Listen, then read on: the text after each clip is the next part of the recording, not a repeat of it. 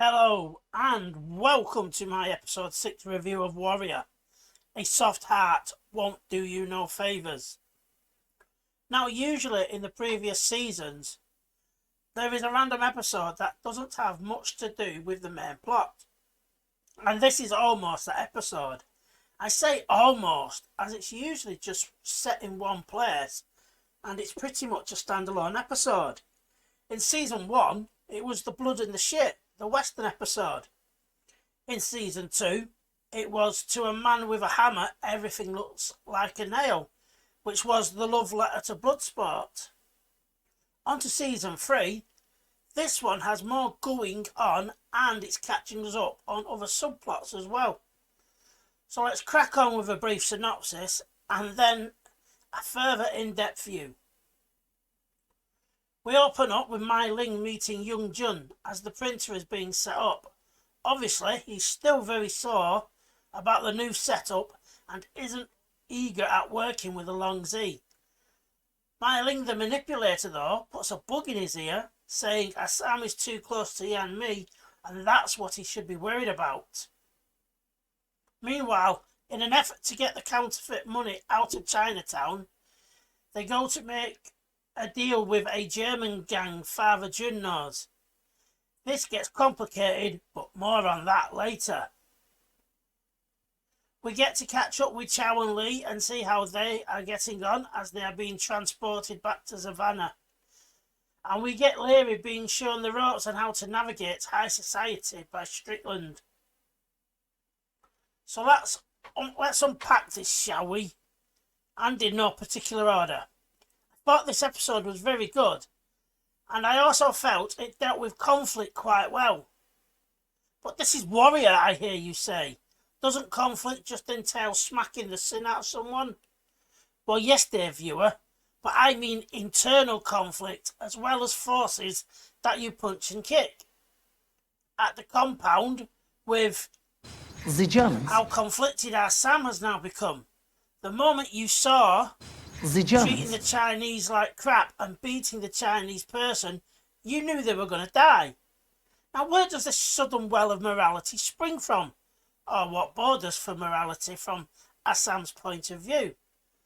Well, I put it to you, dear viewer, that although he's not shy at putting down the odd person or two with a toy, this is the first time, aside from the riot, that he's done it while wearing his Hopway colours, and it kind of goes against the wishes of Young Jun and Father Jun. But the morality bit, I hear you scream. Well, that's Yan Mi, and the story of Thunder and Lightning, and how he appeared like an avenging angel during the riot, only to be nothing more than a hatchet man. And we learn this in the 3rd episode, No Time for Effing Chemistry. She's changing him. She told him maybe he didn't like the choices he made, and crucially, she says, it's not too late to make the right choice. At that, he looked nervous and uncomfortable. Then, and now, he wants to make the right choice. She got under his skin, and I might be talking nonsense, but the fight scene doesn't play out the same way without her and Assam's relationship, if it plays out at all. The fight kicks off when we see a Chinese person who was being beaten up has now been brutally murdered, and Thief has been written as a warning. And this doesn't sit well with none of our trio, and quite rightly, Father Jun perhaps tells Assam that this is not his fight. Assam, of course, begs to differ, and marches back to the compound. Young Jun also says the same, but he doesn't put up much resistance before joining Assam and reluctantly being followed by Father Jun as he follows on behind. As a set piece goes, what made this different from the rest so far was there was a lot of firearms involved, including by both Father Jun and Young Jun. Assam still preferring his fist for most of the fight before using a blade in the church, where he wonderfully, maybe even beautifully, goes through the for Germans, their assumption that no one would dare go against them. The scene in the church is really well done.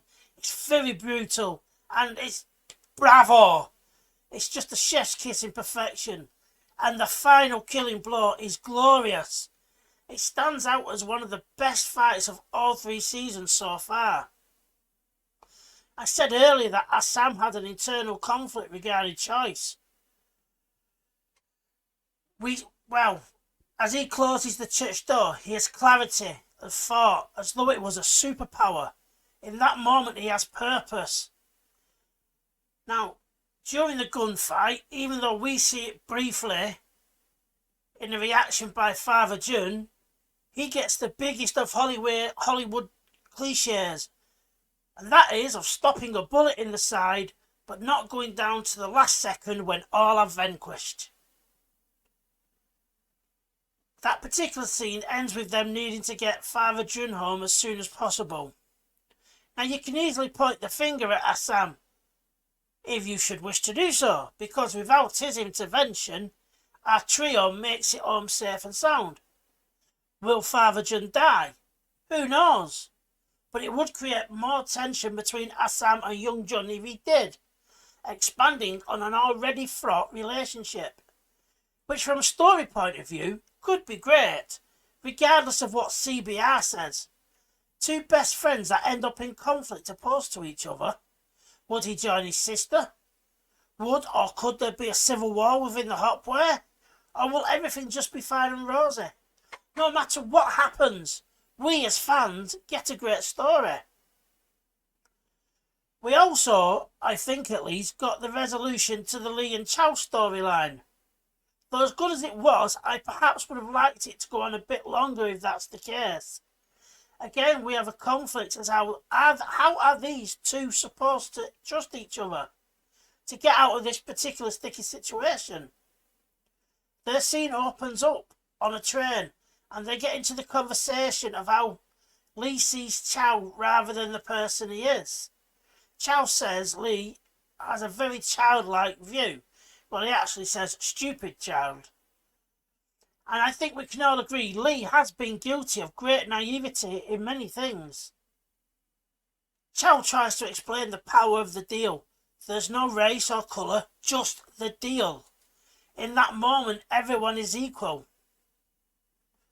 They are both taken off the train, and we meet the aunt and surviving cousins of who Lee killed. Now, let's be honest here. The only thing that was missing here was casual incest and a banjo playing in the background. I get why they're all portrayed so purposely as country inbred hicks, so that we sympathise with Lee. And it's to point out that he's way different and a better man than them. Anyway, they're on a wagon, and that breaks down, and they try to make Chow fix it. But he simply slaps the rifle that's pointed him away, with no fucks given. He takes a beating, and they say he has previous scars from when he was a slave in Cuba. They decided to teach him some manners, but Lee intervenes, and Chow manages to run off, and he shrugs off the hicks. Lee, meanwhile, is tied up and has a conversation with the one semi-normal hick guarding him. It turns out he wanted to be out of the family, but cause Lee killed his brothers, he had to stay. Anyway, the aunt gets fed up and decides to kill Lee where he is. But up pops Chow, and he knocks out one and kills her, saving Lee in the process. As he's setting Lee free, Lee manages to pick up a rifle and shoot the remaining cousins. And thus, in their journey, they learn about each other and how to work, even if not fully trust each other. It will be fun in the next few episodes to see how this concludes. Now, I'm not sure they can set up Happy Jack to take the fall. So how they deal with this? Well, I'm very excited and looking forward to it. The last subplot being Strickland taking Leary under his wing. Now, Leary tries to put his side across to all the rich and powerful, but he isn't really making that much of a connection until Strickland lets him in on a secret. That secret being that rich people, although it goes for everyone, but rich people operate on self-interest, and they won't take you seriously or you can give them something they want, or, crucially, take away something they can't bear to lose. Wise words indeed, I'm sure. And then Strickland proceeds to blackmail someone as an example to Leary. Now these scenes are intriguing, as I can't help but wonder if Leary is cut out for politicking, and when and if he will revert back to his old ways. That's pretty much from my view on the episode. I said earlier that this was a lot about different kinds of conflict, both external and internal, and it is. But it's also about resolving that conflict, be it working together or having a moment of absolute clarity about what is right and what is wrong. That's all for me. Comment below on your thoughts of the episode, and I will see you again. Ta-ta.